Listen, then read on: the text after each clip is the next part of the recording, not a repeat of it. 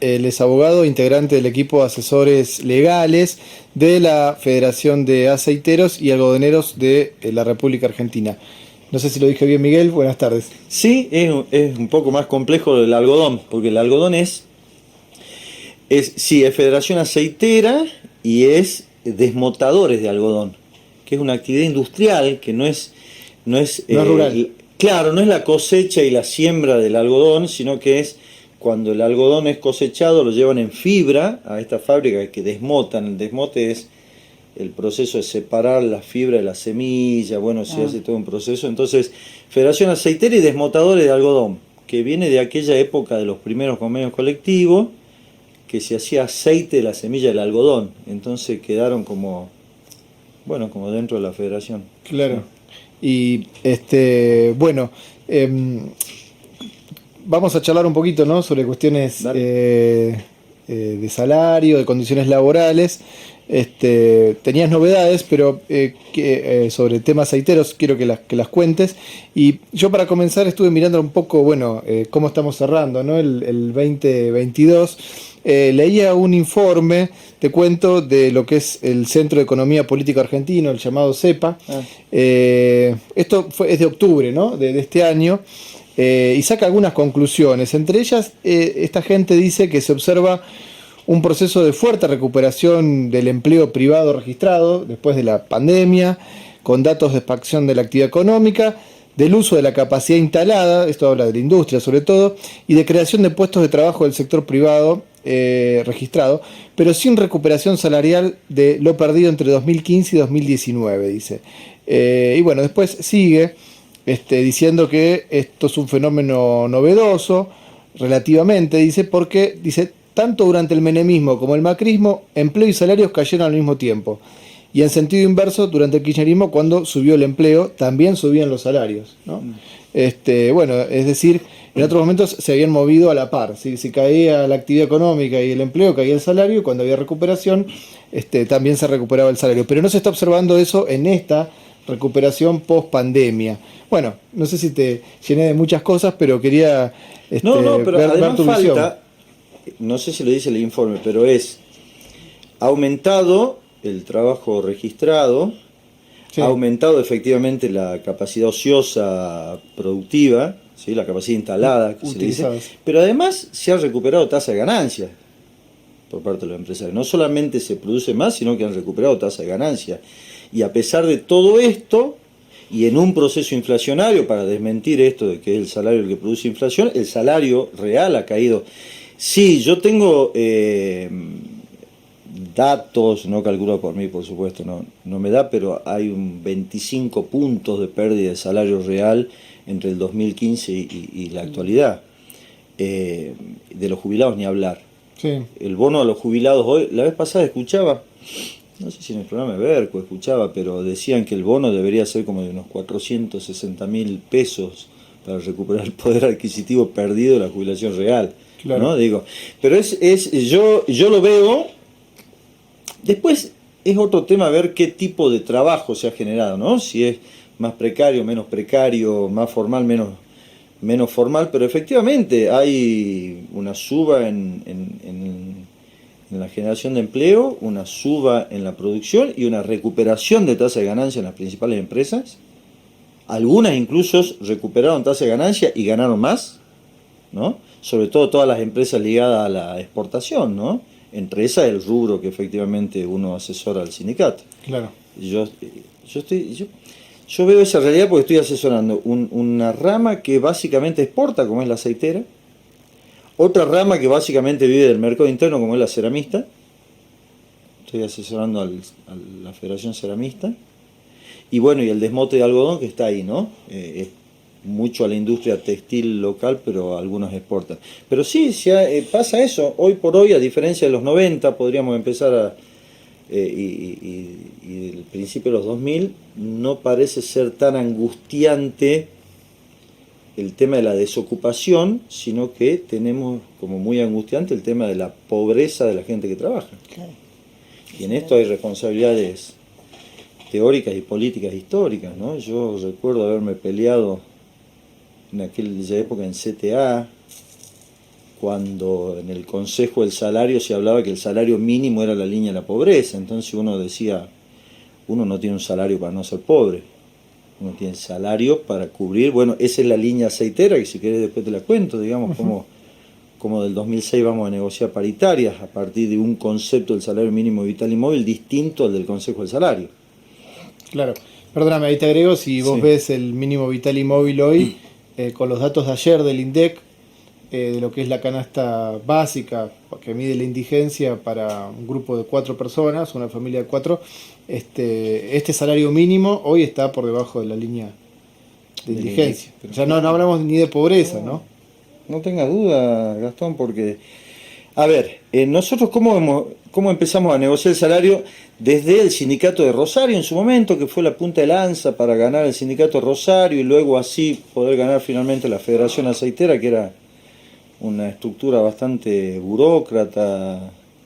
Primero dijimos, che, el salario mínimo vital, hablemos porque está tan desigual la cosa que hasta con conceptos capitalistas, peronistas clásicos, hace agua cualquier discurso empresarial y político, ¿no? A ver, si yo me pongo en el salario en el capitalismo en un gobierno peronista, a ver, artículo 116 de la Ley de Contrato de Trabajo.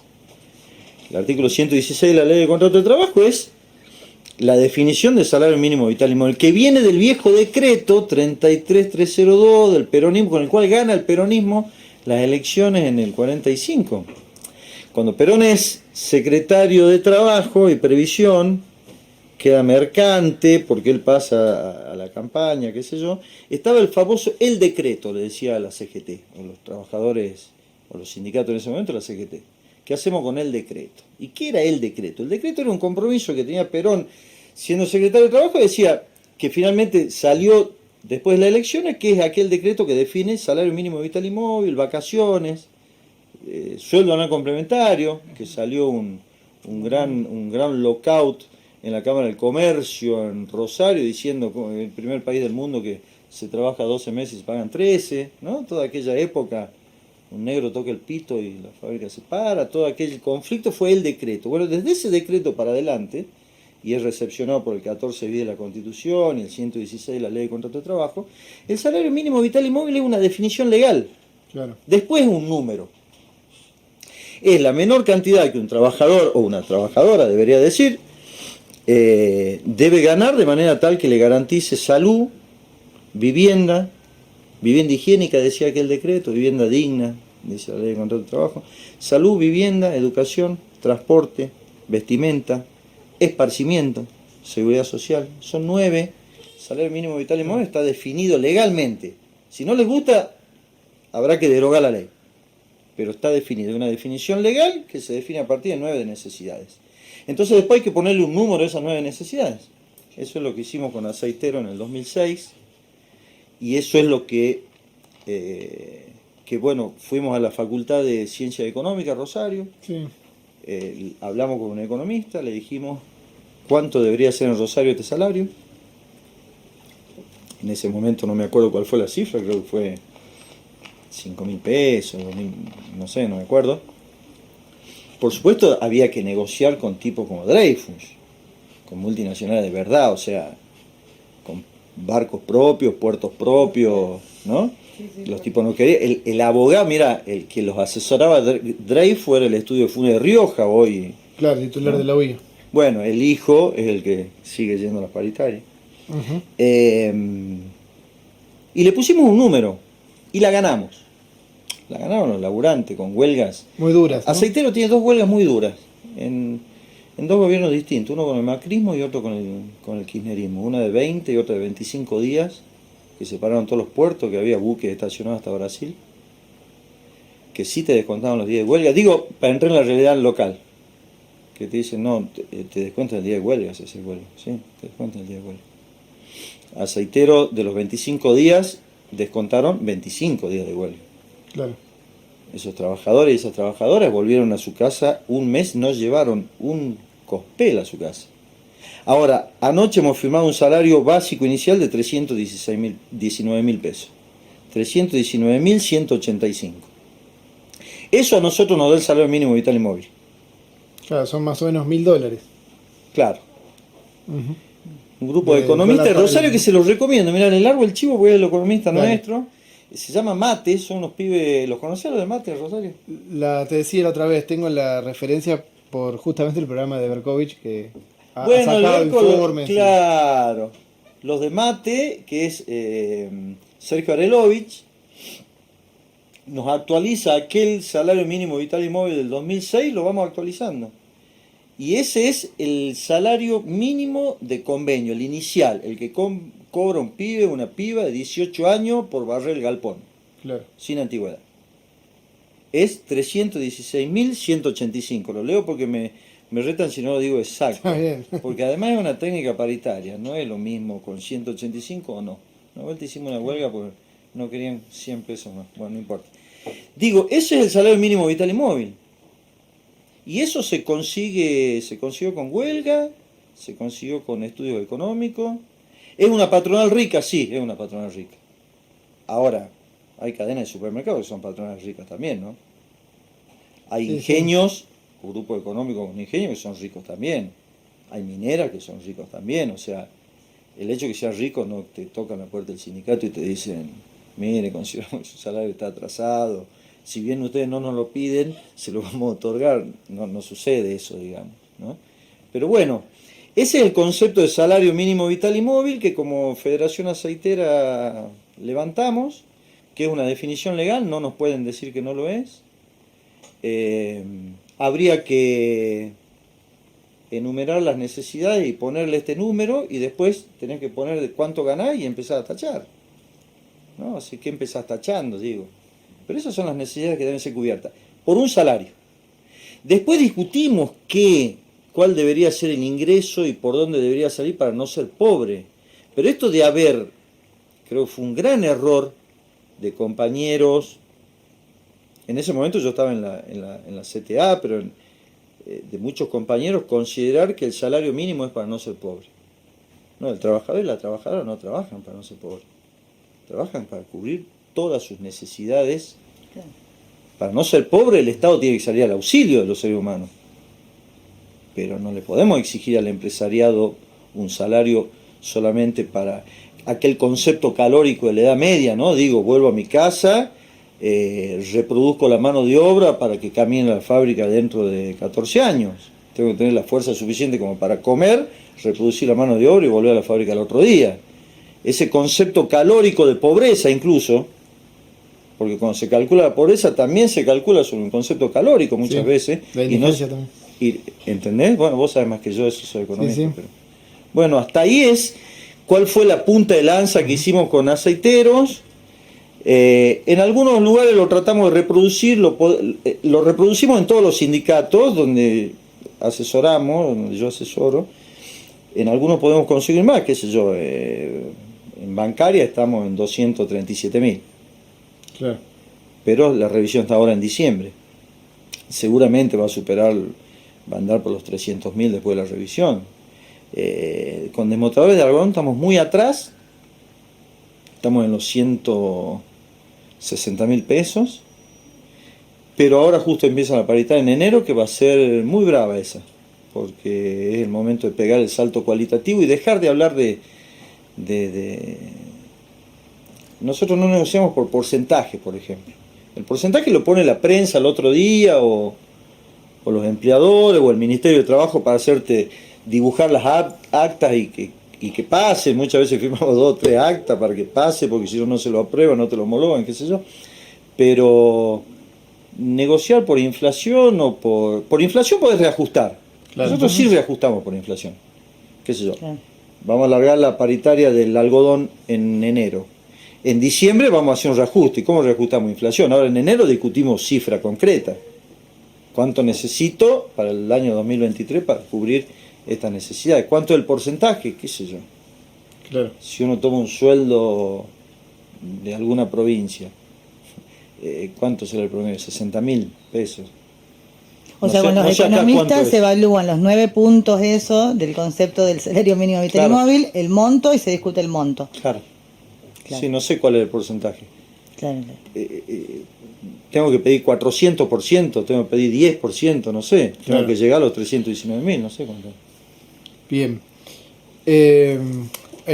Miguel, sí, está interesante todo lo que contás. Digo, conceptualmente incluso ahí se podría hacer también discusión, ¿no? Respecto a lo que decías, de salario concebido en la Edad Media, o lo que se llamaba el salario de hierro, ¿no? Que claro, era justamente el que, de hierro en el sentido que era lo mínimo indispensable como para que esa persona vuelva, ¿no? Claro. A mínimamente tener el cuerpo en condiciones para volver a trabajar todos los días.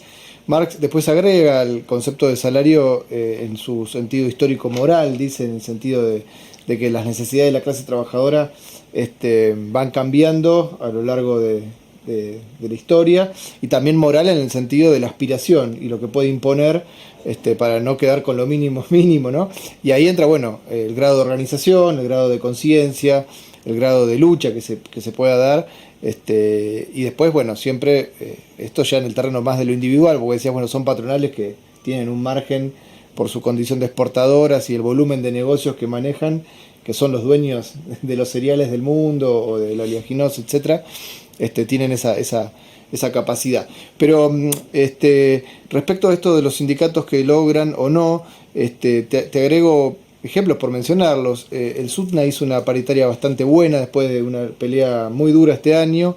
En otro nivel, los médicos residentes de Cava nos parecieron que, bueno, lograron duplicar el sueldo, por más que no están en los valores de aceiteros, pero bueno, después de enormes movilizaciones, ¿no? También. Y claro, y sin apoyo sindical, ¿no? Fueron más bien claro, por la autoorganización.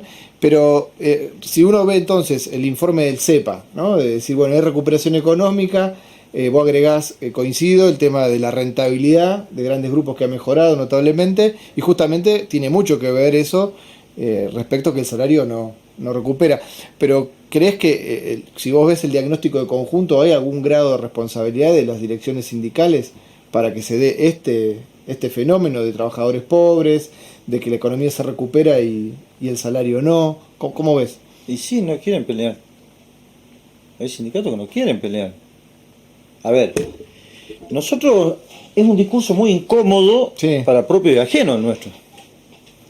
Cuando vos vas a la CGT y hablas de este concepto de salario, los pones en problemas. Porque entonces tenés que salir a pelear este salario. Mira, hemos estado buscando un eje unificador para unidad de acción con la CGT, con distintas corrientes a nivel nacional, y terminás encontrando el impuesto a las ganancias, ¿viste? Porque... Perdón, Aceiteros es parte de CGT. Sí, Aceiteros es parte de CGT, la federación está en la CGT, está con la corriente, con Moyano, con... no sé si Palazzo está en la misma. No importa, digo, lo del SUTNA es muy interesante. Porque es muy interesante desde el punto de vista del sindicato, para mí, desde el punto de vista de la patronal y la prensa. Con el SUTNA se ha hecho lo posible por demonizar a la huelga como instrumento de lucha. Totalmente. Se plantea la huelga como una cuestión cuasi guerrillera, ilegal, cuando la huelga es ni más ni menos que aquella paz armada de posguerra en el cual, está bien, vamos a dejar la existencia del capitalismo, no nos da la fuerza para avanzar sobre el capitalismo, a usted no le da la fuerza para extinguirnos, bueno, negociemos paritarias, reconocimiento sindical y huelga. O sea, ¿cuáles son los canales institucionales de canalización de los conflictos en un Estado social de derecho? La negociación colectiva, la huelga y el reconocimiento sindical. Por eso te decía al principio, cuando vos me decías el concepto de salario de Marx, sí, se queda... De lo que yo te estoy diciendo queda un montón de cosas afuera. Por eso empecé diciéndote, discutiendo dentro del capitalismo nomás. Claro. Sí. O sea, con las reglas de juego del capitalismo. No nos corramos de ahí. No existe un capitalismo antisalarial. Es otra cosa lo que están planteando, desde la financiarización de la economía a la fecha, desde la eliminación o cuando recuperaron músculo y realmente tuvieron más músculo que muchos sectores del movimiento obrero, rompieron aquel viejo pacto de paz armada. Entonces sí se animan a avanzar porque están más fuertes, indudablemente. Por eso avanzan, por eso sale Macri y dice, este es un país maravilloso porque no tiene sindicato. Lo de Qatar, sí. ¿Viste? Bueno, Sí, sí. hay países maravillosos que tienen sindicatos fuertísimos, más fuertes que los nuestros. Si vos ves el modelo capitalista de, ¿cómo se llaman estos? Los Países Bajos. Bueno, no importa, pero digo, en el modelo capitalista hace agua este discurso y esta conducción sindical. La defensa del salario no es revolucionar. A ver, vamos a decir 319.000 pesos. No hice ninguna revolución, no cambié nada. Ahora, estoy cumpliendo un rol político como sindicato, mínimamente, que es el primer escalón de la formación de conciencia y clase. Che, si yo no sé a cuánto alquilo mis 8 horas diarias de trabajo, ¿y quién me tendría que decir cuándo el... No hablemos del valor, mira, traje, se los dejo. Dale. Esta es una publicación de Federación que le escribió el compañero Cremonte, él la sintetizó y la firmó. Trabajamos todos, pero él es el más importante de todos nosotros. Esto es acerca del valor y el precio de la fuerza de trabajo. Aunque sí hablemos del precio de la fuerza de trabajo. Porque yo hago asamblea con compañeros y compañeras, o hacía cuando era abogado de los sindicatos estatales, y vos le decís, che, ¿cuánto te salió esa computadora? Y esa computadora me salió 3,5 millones. Te robaron, te estafaron. Y este celular lo conseguí por 700 pesos. Es afanado. Claro. El compañero tiene conciencia del precio de la computadora, de los celulares, del agua. Y vos le decís, ¿cuánto salen tus 8 horas de trabajo? Y no me alcanza. Sí, ya sé que no te alcanza, pero ¿cuánto sale? ¿Cuál es el precio? ¿Quién es? No me estoy yendo, estoy contestando tu pregunta. ¿Quién es el encargado de decirle a los trabajadores y a las trabajadoras cuál es el precio? El sindicato. O debería serlo. O debería serlo. O una asamblea que defina y que tenga asesores y demás. Después es otro tema si lo podés conseguir o no. Claro. Y después veremos por qué no se puede conseguir. Y después veremos, che, bueno, Coto puede, pero el gallego del almacén de la esquina no. Está bien. Ahora, con la excusa del gallego del almacén de la esquina, Coto paga salario de hambre. Claro, pasa el Coto que... Bueno, veamos cómo hacemos para que el gallego de la esquina me va a matar. Le pongamos el turco, así yo me autocargo, digamos. El almacén del turco de la esquina no puede pagar esos salarios. Bueno, está bien, pero Carrefour, bueno, no se pueden dar marca, pero un gran supermercado no es el turco de la esquina, hermano. Entonces, con la excusa del turco de la esquina, no paga tampoco el otro. Claro. Entonces, definamos cuál es la política hacia el turco de la esquina. Y cuál es la política hacia aquello. Claro. Que estaba previsto, se los recomiendo, vos que sos economista, te recomiendo la lectura del 33302 de aquel viejo decreto. Eso del primer gobierno de Perón. Sí, porque en ese decreto incluso se prevé qué hacer con el turco de la esquina que no puede pagar esos salarios. Pero además no sabemos si el turco de la esquina puede pagar el salario, a ver si nos entendemos. Porque ningún gobierno hace análisis de costo. Claro. ¿Cuánto sale el litro de nafta? Y sí, no, pero ¿por qué sale eso? Sí, está dolarizado más, pero ¿cuál es el costo? No hay análisis de costo. No hay análisis de costo de lo que consumimos. Yo por lo menos no lo veo. Lo haremos, no se hace por lo menos a nivel Estado, yo no veo este sector de la economía, el costo es este. Porque cuando allá lejos y hace tiempo discutíamos en aquel salario en Rosario de aceiteros, cuando por supuesto las empresas dijeron, no, una barbaridad, tan loco, es mucho, bla, bla, bla. Nuestros propios compañeros decían, pero doctor, ¿eso vamos a pedir? Sí, loco, eso vamos a pedir. Que ellos digan que es mucho, porque también le parece al compañero y a la compañera, yo me conformo con menos. ¿No? Digo, sí. Cuando le dijimos, che, ¿cuál es el costo unitario? Porque le empezamos a ejercer el derecho a la información que tiene la ley paritaria, le dijimos, che, ¿cuál es la información que hace? ¿Cuál es el costo unitario? Pusimos economista, qué sé yo, bla, bla, bla. Era del 1,5 de su facturación el salario. Entonces, che, ¿cuál es el costo? Porque es cierto que aceiteros, las exportadoras son ricas, pero ¿y cuánto es? ¿Cuánto es la ganancia? ¿Por qué no puede? El que dice, che, vengo acá a decir que no puedo. Claro, porque si no... Decir por qué, claro, cuáles son las razones. Bueno, mostrame los balances, mostrame... Tampoco se hace ese estudio en las paritarias, los sindicatos no le piden los balances a la empresa para ir a negociar. Entonces se genera una negociación, pidamos 8 para que no ofrezcan 5, bajamos 7,5 para que tengan... Una lógica, el porcentaje... la inflación, el tira y afloja, pero tampoco hay estudios así como que las paritarias te sirven mucho. Nosotros laburamos mucho con los economistas y nos sirven un montón, a los abogados que nos han desburrado en un montón de cosas, y a los sindicatos y a los sindicalistas, a los paritarios para ir a... Porque si no, uno, como decía un viejo dirigente sindical, parece que hay que sacar carnet de pobreza para ir a negociar. No necesito demostrarte que esto es lo que necesito ganar, porque una definición legal, porque acá están los números y porque quiero ganar esto, digamos. Sería la lógica capitalista más elemental, ¿no?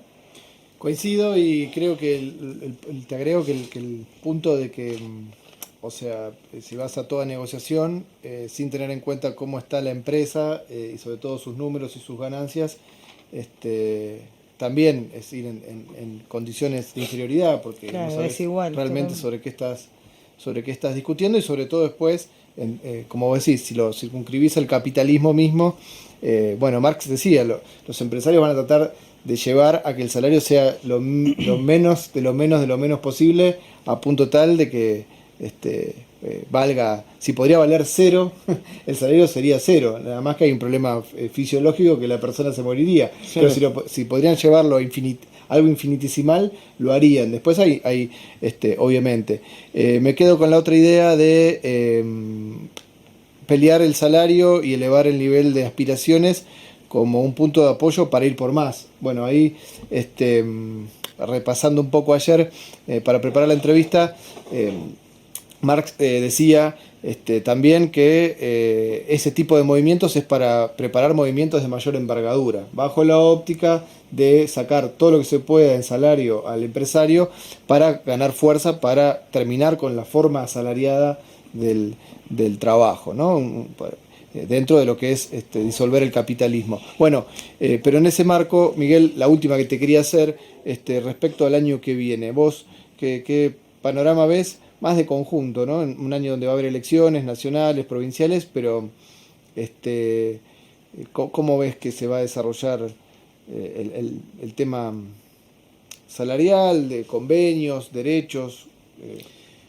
Mira, vuelvo al conflicto del Sudna, creo que nos da una perspectiva de lo que puede ser el 2023. ¿Con más conflicto, decís vos? Sí, porque es que sin conflicto no hay puja distributiva. Claro.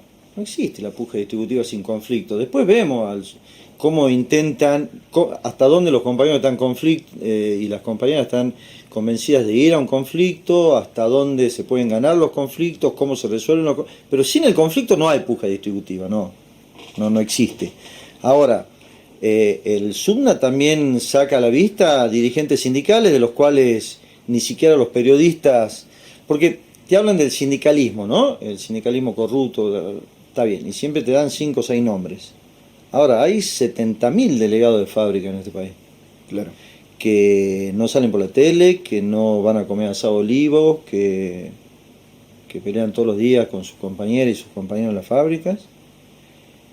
Creo que hay una movida desde ese lugar de compañeros y compañeras delegadas y dirigentes sindicales. Creo que los sindicatos con más fuerza, que pelean contra patronales con mayor espalda, pueden sacar mejores convenios, pero a mí me parece que se avisora época de mayor conflicto, porque necesariamente tiene que haberlo. Después vemos, el conflicto en algún lugar se soluciona, no existe el conflicto sine die. Alguien en algún lugar y de alguna forma lo soluciona. O los conflictos se solucionan institucionalmente, como te decía, en paritaria, ejercicio de derecho de huelga, reconocimiento de los delegados, o se soluciona reprimiendo el conflicto, intentando reformas constitucionales que lo prohíban, etcétera, etcétera. Digamos, alguna respuesta tiene que haber ante el conflicto. Yo creo que sí, necesariamente, si no se frena este proceso inflacionario, el conflicto tiene que aumentar. Ahora, como te digo, llega un momento, en el 2015 me acuerdo, nosotros como federación estábamos discutiendo poner una pata en la participación de las ganancias, ya no de un salario que cubra las necesidades. Hoy volvemos, por lo menos nosotros hemos retrocedido un salario que oscuras necesidades. No estamos planteando participación en las ganancias como lo hemos planteado en la última paritaria del 2015. Ahí tuvimos que retroceder nosotros. Claro. Ahora, si nosotros retrocedimos al 116, hay sindicatos que retrocedieron a la línea de la pobreza o de la indigencia, como me estás diciendo. Entonces, discutir por inflación. Primero, frenar la inflación. ¿Cuál es el rol político del movimiento obrero, del sindicalismo? Bueno, creo que el rol político, y ahí está la gran discusión. Voy a hablar con algunos compañeros de la CGT y entienden que el rol político es un lugar en la lista para ser diputado. Y que si gana determinado partido, la cosa se soluciona. Otros entendemos que el rol político, bueno, ya que lo citaba Marx, otros entendemos que el rol político es empujar al empresariado a ser agente involuntario de la producción, qué sé yo, ¿no? A través del salario. El rol político es disputar riqueza, mejorar el nivel de vida de los compañeros y de las compañeras, ¿sí? Y generar la suficiente conciencia de clase como para avanzar. Para nosotros ese es el rol político. Claro.